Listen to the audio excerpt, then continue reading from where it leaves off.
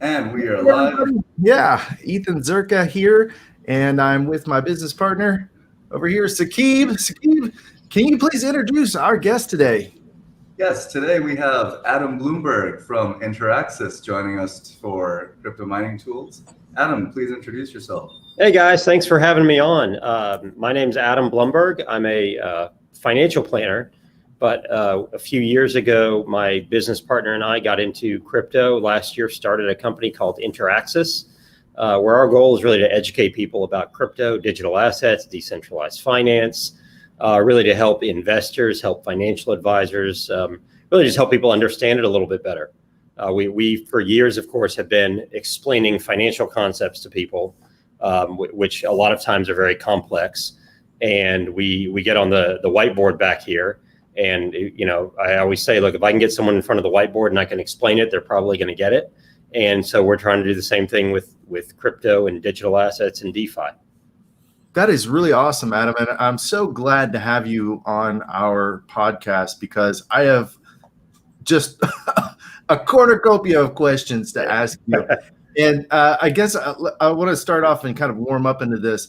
Can you explain to our audience, you know, just imagine audience is new to crypto. What is DeFi? What is an easy way for them to understand DeFi?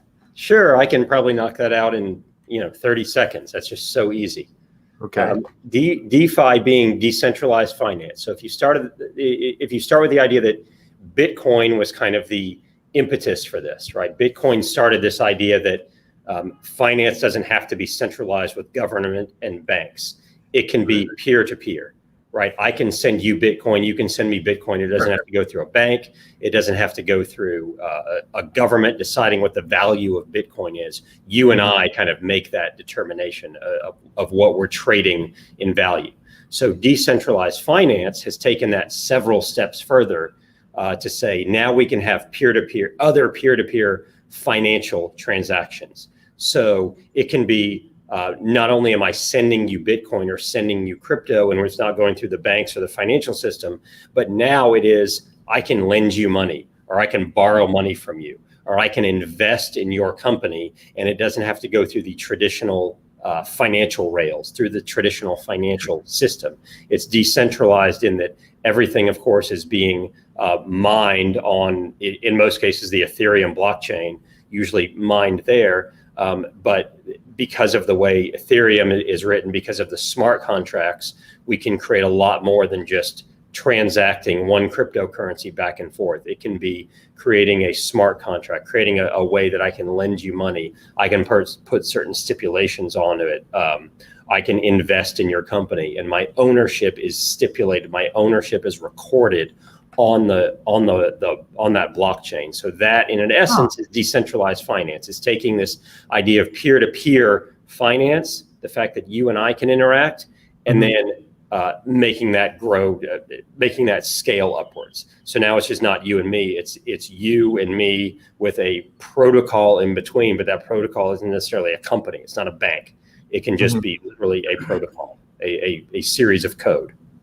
And I think that's one question that a lot of people have is what is the difference between coins like Bitcoin, Ethereum, and DeFi coins? What really, I mean, isn't Bitcoin decentralized finance as well? But in a way, as you explained, that DeFi goes into a lot more than just peer-to-peer transactions, right?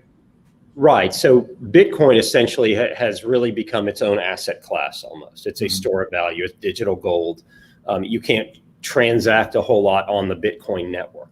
You can't create necessarily a smart contract on the Bitcoin network, not very efficiently at least, and run that to say, for example, an example we like to use, say in the shipping business. If I'm sending you something and we're putting it on a container ship and it's going across the ocean, we could technically put on there, using Ethereum, using some other blockchain, something that says from a GPS perspective, when it hits a certain point, ownership of those goods transfers and funds will transfer. And it's all based on this particular GPS device hitting a certain point out in the middle of the ocean. And that's something you can do in DeFi theoretically that you can't really do with Bitcoin because there's not really a smart contract system that can be run on Bitcoin, at least not as efficiently as you can on Ethereum, which is essentially built for smart contracts. Right. So that's kind of the difference. Bitcoin has become this store of value, this place that I can put money where, as we know, there's only going to be 21 million of them. And therefore, if we print more dollars and more euros and whatever other currencies, and there's only 21 million Bitcoin, the value of Bitcoin should go up. And so if I think there's going to be inflation, I want to own Bitcoin. Ethereum and DeFi is very different. I want to be able to transact and have more participation in the financial ecosystem in the world. And I can do that because I'm not having to go through banks and governments and other financial institutions. All you have to have is a crypto wallet. Right. Yeah, I think it's really interesting because I've considered for a long time using crypto to purchase land, real estate, or a house or something of that effect. And there's a huge hurdle because the banks take care of the provenance of the money and the value. So they, handle writing the mortgage loan note and then setting up the mortgage and then checking, the deed of the land and all that stuff. And I personally don't really get any access to any of that. I don't have any control over that process. And we obviously know that the banks, are paying somebody. There's a markup, there's a profit involved in that. Are you saying that DeFi has the potential to kind of just cut out the bank as a middleman altogether and handle all of that provenance through the blockchain? In theory, it definitely has the potential for that. In practice, that probably won't happen, mainly because a lot of what you talked about is not bank only. A lot of it is government regulated, right? Because you're talking about title and deed to land and such. And for instance, if you owned your home and we put the title on some sort of security token on a blockchain and represented that way, and you sold me those tokens, then does the state agree that you actually sold me the house? Do I actually own the house now?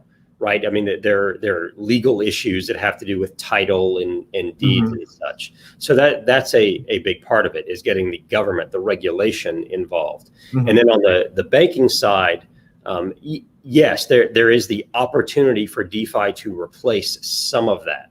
There's the opportunity for you to say, look, I have these cryptocurrencies, these tokens, whether it's Bitcoin or ETH or some other tokens. Can I somehow get a loan based on those tokens? Can I get a decentralized loan? Is there a pool of money, or is there someone who's willing to lend me money and I can put up some sort of collateral? Then yes, that is available. Now, can that collateral be your home? That's something that remains to be seen, because then you go into other legal issues like enforcement. So if you don't pay back the loan and someone else comes to claim those tokens, again, do they own the land? Do they own your home? And the government probably says, no, they don't. In which case now, all these loans that have been created using some sort of real estate as collateral are no longer valid, because that collateral is not enforceable. No one can go, I can't go take it from you because you didn't pay the loan back, because the government's not going to recognize that. And so mortgages are very caught up in what is available from a legal perspective, what is available from a tax perspective, right? Because I get to write off some of my interest for tax purposes. So the question is, when is the government going to get on board with that? And the answer is, we're not quite sure. There are companies that are already building chains and already have billions of dollars on chain. There's a company called Figure that has already built quite a bit of this and is doing home equity loans all on chain, but they built their own chain for it. I see. So, speaking of taxes, can you give us some insight? Because it starts making my head spin when I think, okay, I got paid in this crypto, but then the value of it changed. Then I had to change it to another stable coin to pay the, like, it just, what is there an easy way to see this? Is there an easy way to understand this? I am definitely not a tax expert and not even licensed to give tax advice or even tell you. I will tell you that crypto is taxed as property and not as a security. So the rules are a little bit different. And I would refer to some of the crypto tax experts. And there are some obviously software that we can talk about. But for the most part, it's very difficult, because if you buy Bitcoin and then you convert it to ETH, for instance, that is considered a taxable event. If there's a gain or a loss on your Bitcoin, that's considered taxable. If you then use that ETH to pay for something, that is also a taxable event.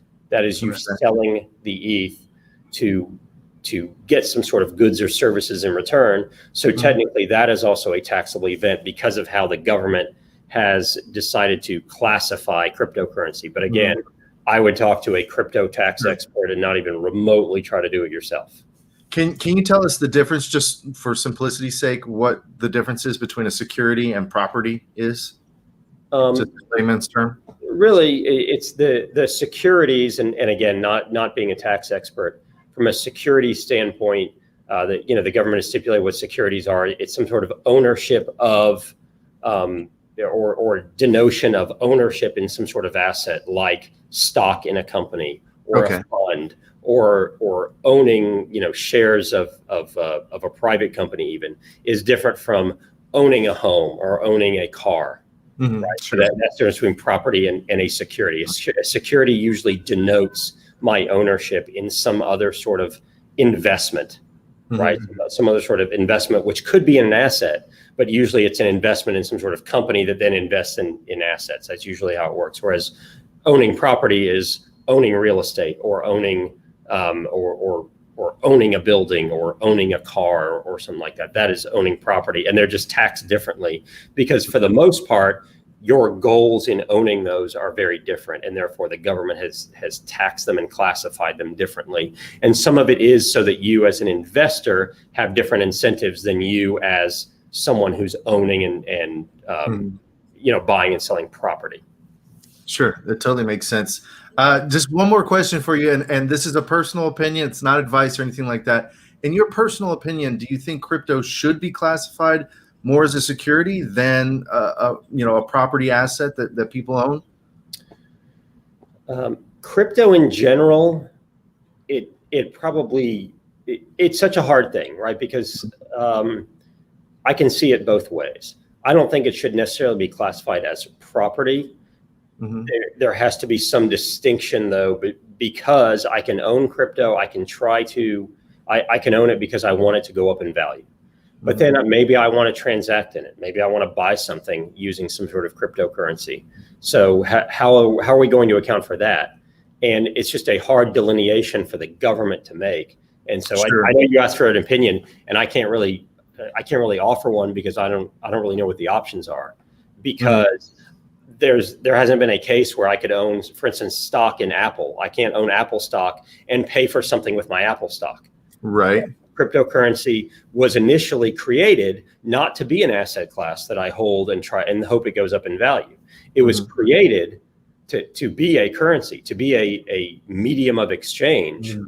And so it wasn't meant for me to hope that it goes up in value. It was meant for me to actually buy something from you using Bitcoin.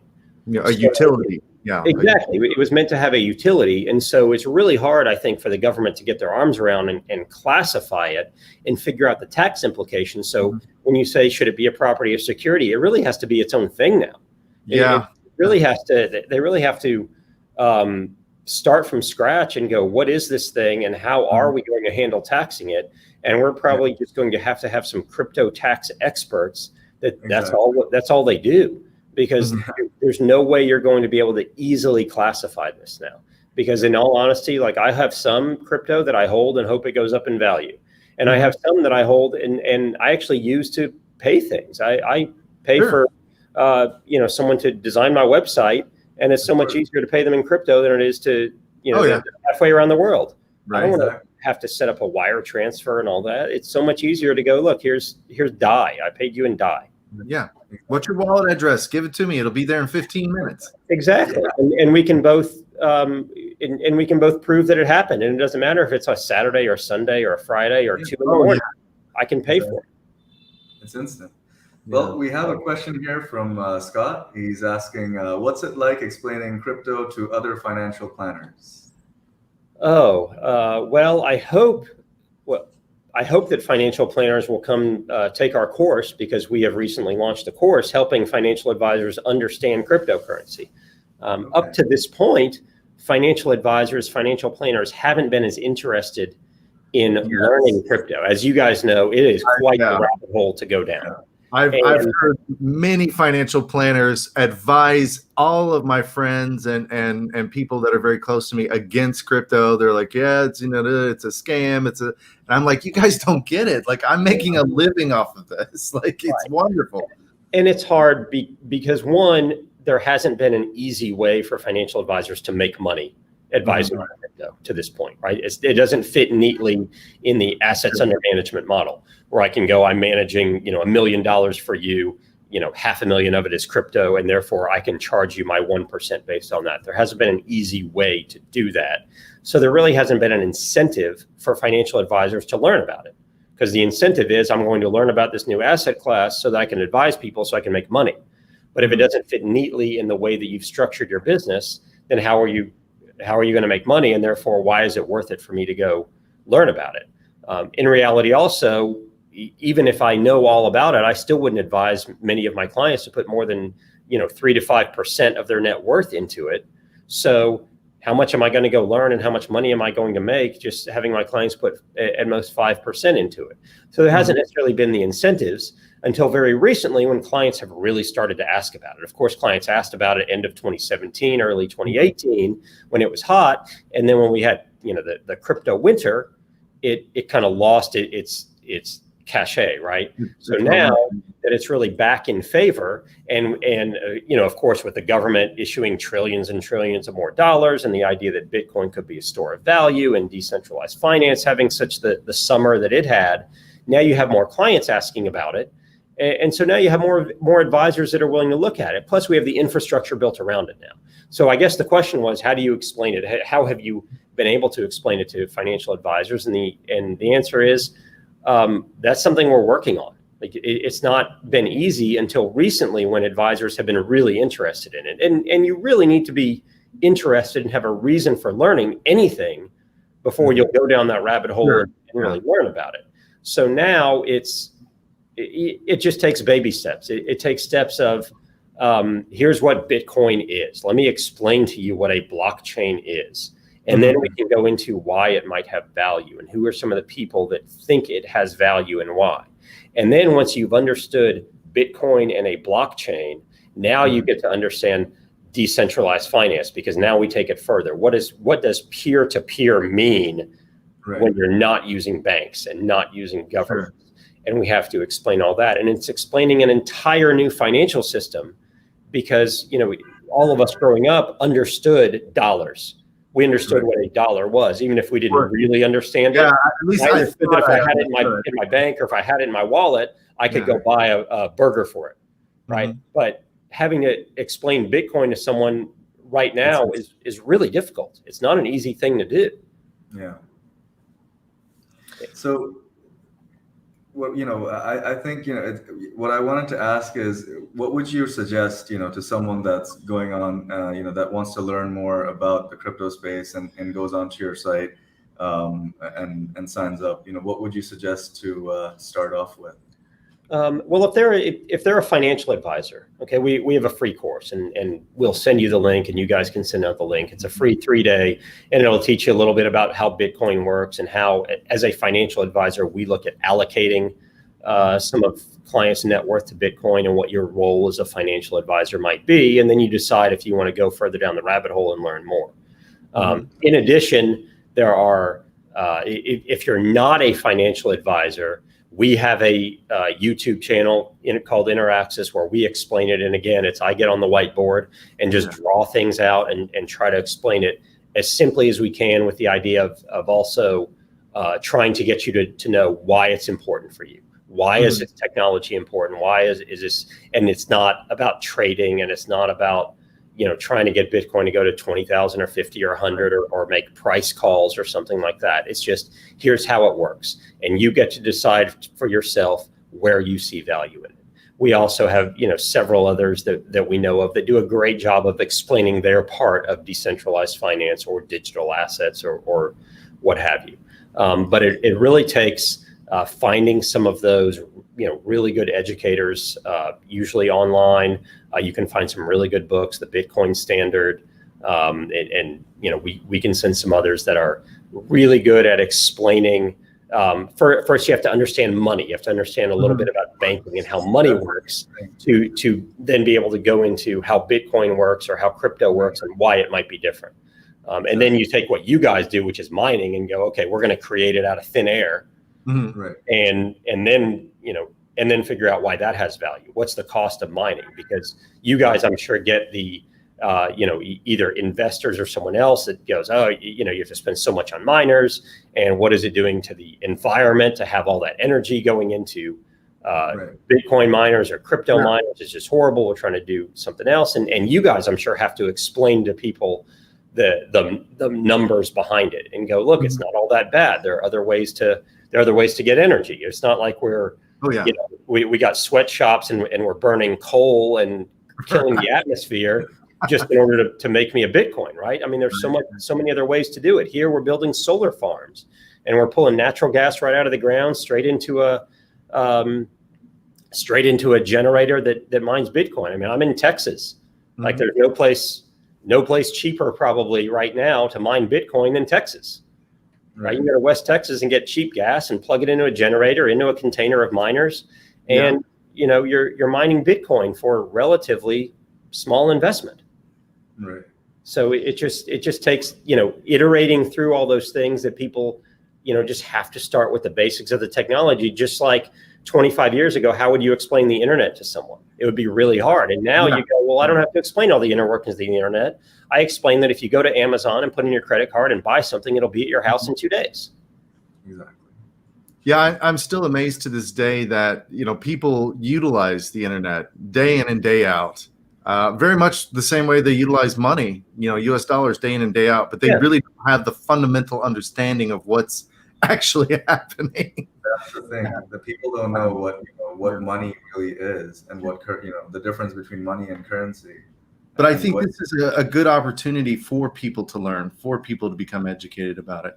And speaking about what we do, I'm going to have Saqib over here talk about our website, Crypto Mining Tools, because Crypto Mining Tools is what has brought this podcast today. So Saqib, can you give everybody an overview of Crypto Mining Tools? Yes, this is our website, Crypto Mining Tools, and on this website we basically have a few applications that are very useful for anyone that wants to get started mining. On our homepage we have our latest podcast that's going on, and then if you go into our calculator app, you'll be able to add any of the miners that are available in the market. Let's say about the advanced features, Saqib. Yes, if you go into the advanced features, you can actually change your power cost and change the price change rate and the difficulty change rate. And if you apply the filters, you'll be able to see your ROI in the number of years, basically, using those settings. Show them the multiple miner setting, which I think is also very important. Yes. So see where it says quantity. Show them that you no longer can just simply do a calculation for one miner. Let's say you have 100 miners and you want to know what the total hash rate. What is your ROI on 100 miners? Who owns just one miner these days, and who wants to go through the hassle of going through doing the calculation for one miner and then having to multiply that out, somewhere on a spreadsheet or in your head? You can now do it on the website. Exactly, using a calculator. And then we also have the comparison app, which is basically a comparison of all of the miners that are available. You can compare the terahash, and you can sort and basically find the your hardware cost and your operational profit on all tabulated right here, easy to see. And then once you do that, you can come visit our shop where we have the latest miners that are available for really great prices. You can basically place an order right here on our shop. Go through and show a listing. Show how much information, how much detail that we have. Show the. Can you show a Bitcoin miner and show the profitability charts that we have? Yeah, sure. So if we go to let's say right here, let's say the T17 plus, and we go into miner profitability.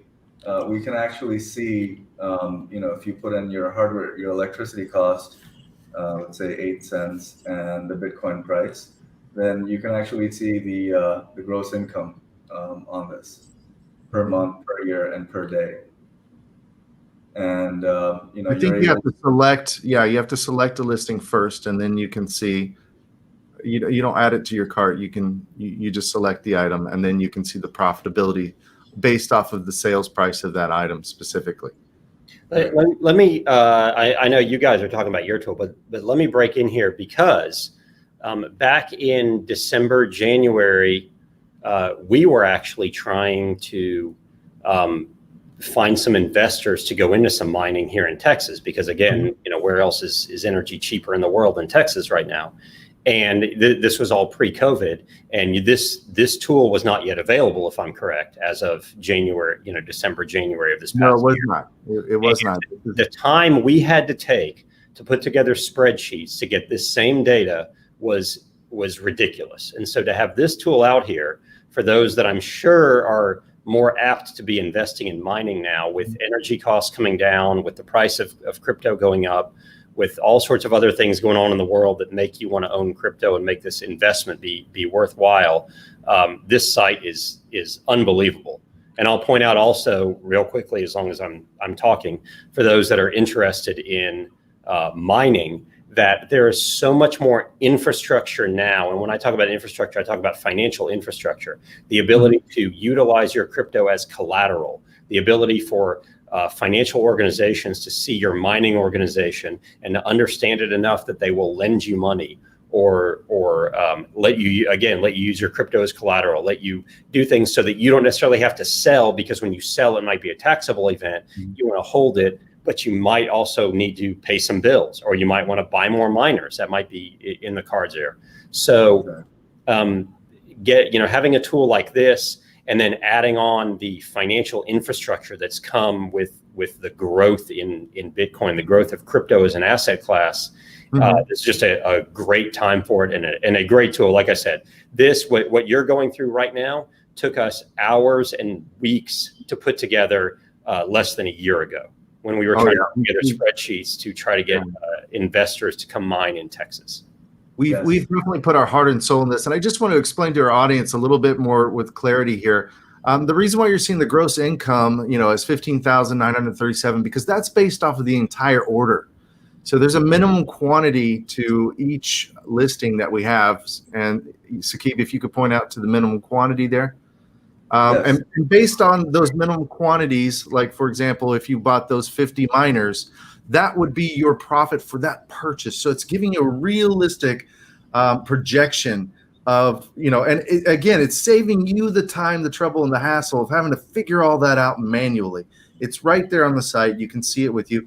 Go ahead and go to the directory and show our users how this process works, because we're seeing a lot of other copycats that are coming out. We, as far as we know, are the first to do a directory listing, and our prices are spectacular, folks. The average pricing out there is somewhere between 5 and 6 cents a kilowatt hour, and again, that's for managed hosting. If you want to go to co-location or power purchase, as Adam's been talking about, you can get it even lower than that. And basically, it's really easy. You just go to our site and you select the type of hosting that you want, whether you want managed hosting, unmanaged, or you want to do a power purchase agreement. Let's say we want to do a managed hosting, and you select the miner that you want. You select, you can basically check out different scenarios. And a really cool feature is you can see how many megawatts of power you need to use. And that's another thing, that most people, they don't want to have the hassle of calculating. Let's say I know I've got 2 megawatts worth of gear.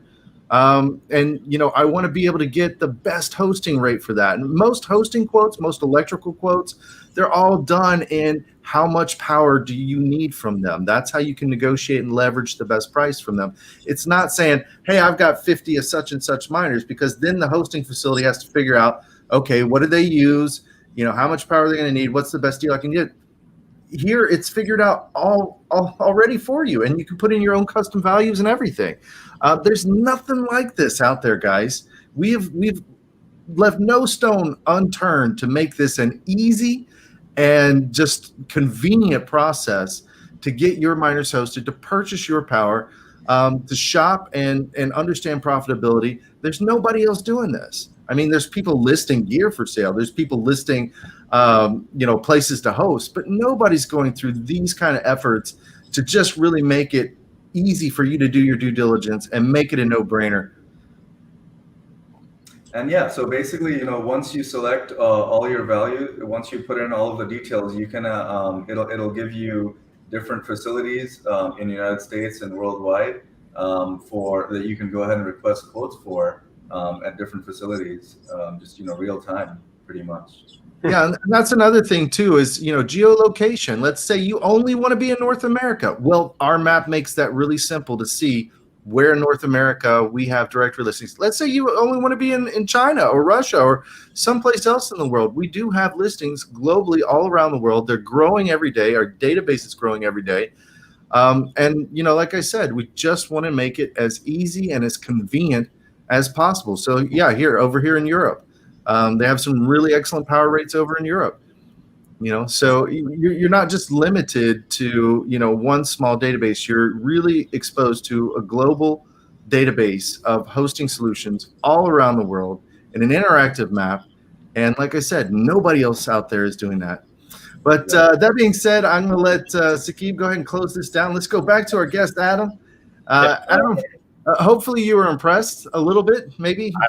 I'm very impressed. Like I said, we were trying to calculate all that back in December, January, February, and had to do it all, go into different sites and do our own, power calculations and go back and forth. And it took days, weeks to do. You had to do a lot of your own calculations and hope you were right. And so this makes it much easier. And look, finding the sites is great too. The ability to go, I want it to be close to me, or I want it to be in cool weather or dry weather, or exactly. That's really important to know, and to probably also have to know what type of miners or what type of cooling or what type of power works better in different types of weather. Mm-hmm. Right? Not all miners are going to work here in humid Gulf Coast, or dry West Texas, or really cold North Dakota. So those are things that you really have to know. And if you're relatively novice at that, or you're trying to get into it, then it's nice to have a resource like that. Yeah, managed hosting.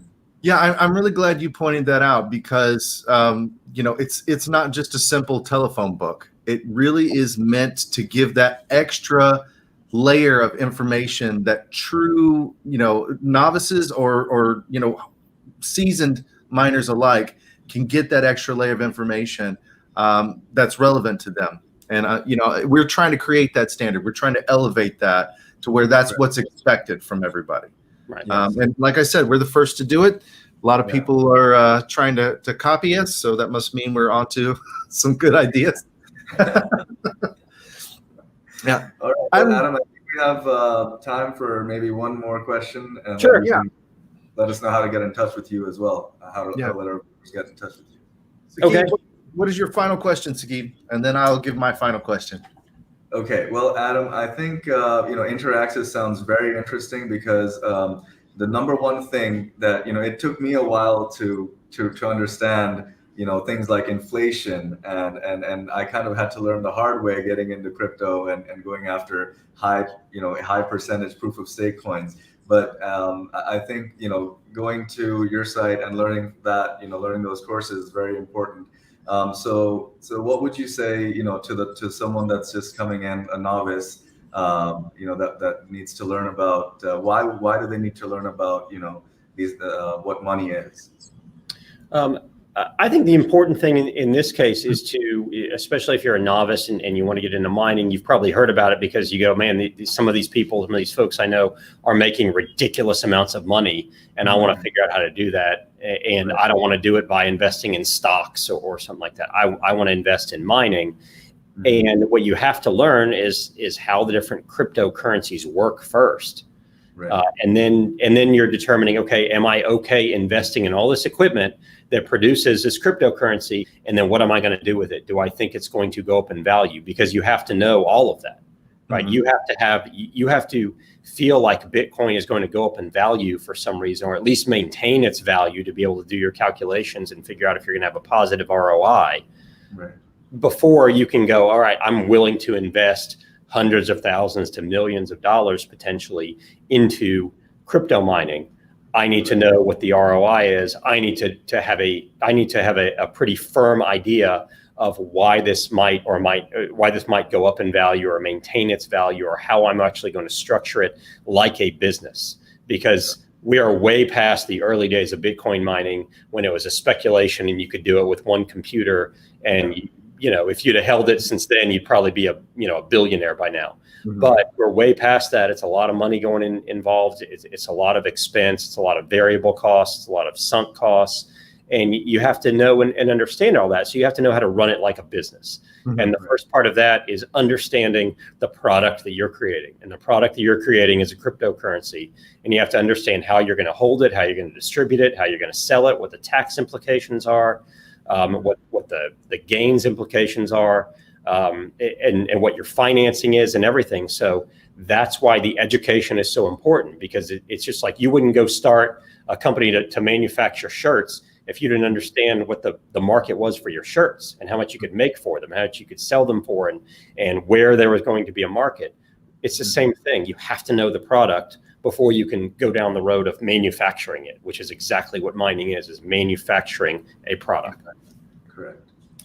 Yeah, that's that kind of covered all the questions that I was going to ask. Adam, can you tell our audience what's a good way to reach out to you in case they have some questions of their own that they would like to ask you and learn more? I would be happy to do that. So on Twitter, we're at Interaxis8. That's INTERAXIS, the number 8. Mm-hmm. Our website is interaxis.io.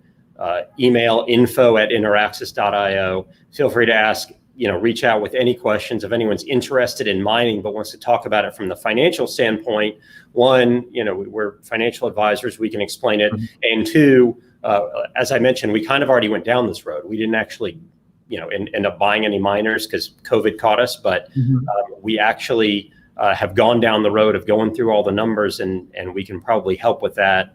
And even understanding better how your tools and your resources on your crypto mining tools website can affect them. And we can probably put them in touch with some of the other providers, the lenders and such, that can help.